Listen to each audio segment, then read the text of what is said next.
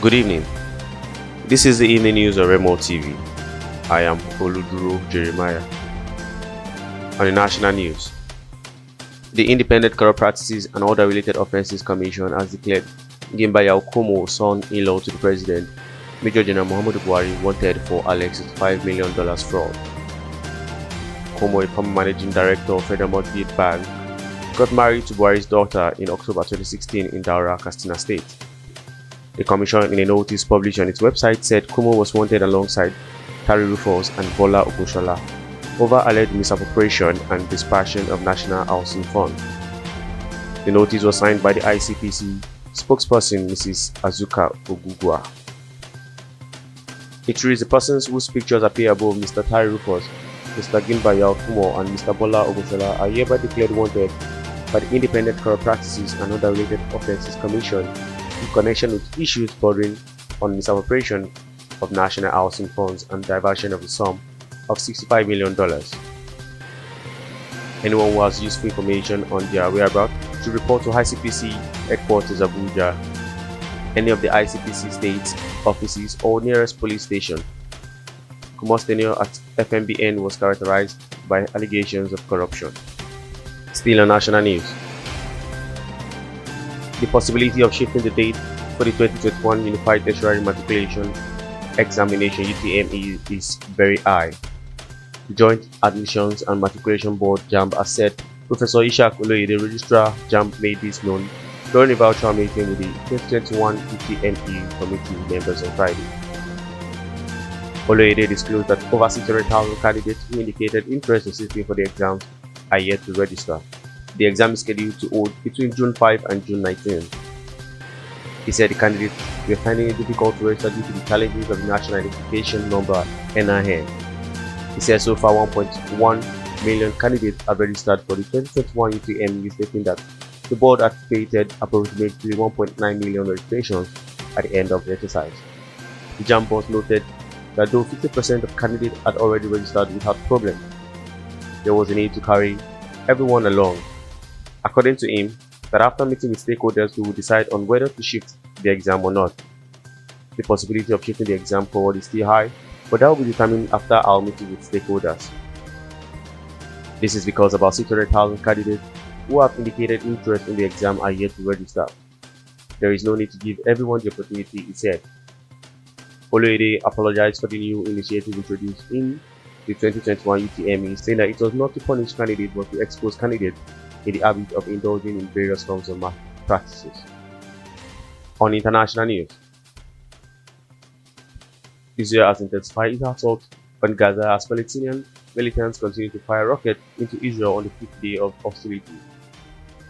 Israel military said air and ground forces were involved in the attack on Friday but had not entered Gaza. Video from Gaza City showed the night sky lit up by explosions from Israeli artillery gunboats and airstrikes. Some 119 people have been killed in Gaza and 8 have died in Israel since fighting began on Monday. Meanwhile, Jewish and Israeli Arab mobs have been fighting within Israel, prompting its president to warn against civil war. Defense Minister Benny Gantz ordered a massive reinforcement of security forces to suppress the internal unrest that has seen more than 400 people arrested. Police say Israeli Arabs have been responsible for most of the trouble and reject the accusation that they are standing by while gangs of Jewish youths target Arab homes. This week's violence in Gaza and Israel is the worst since 2014. It came after weeks of rising Israeli and Palestinian tension in East Jerusalem, which culminated in clashes at the holy site revered by both Muslims and Jews. Hamas, the militant group that rules Gaza, began firing rockets after warning Israel to withdraw from the site. On sport news, after postponing the original fixture between Manchester United and Liverpool with their protest, United fans once again voiced their opposition to the club's owner on Thursday at the rearranged fixture between the two Premier League rivals. The match was originally scheduled for May 2, but had to be delayed after protests from fans resulting in the group making their way onto the Old Trafford pitch. On Thursday, fans were once again outside Manchester United Stadium protesting the Gaza family ownership with flares and chants.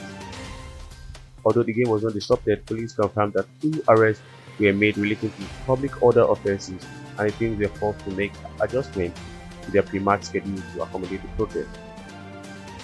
United players arrived at the stadium over 7 hours before the start of the game instead of their usual routine of staying at the hotel, choosing instead to have their meal and rest inside the ground.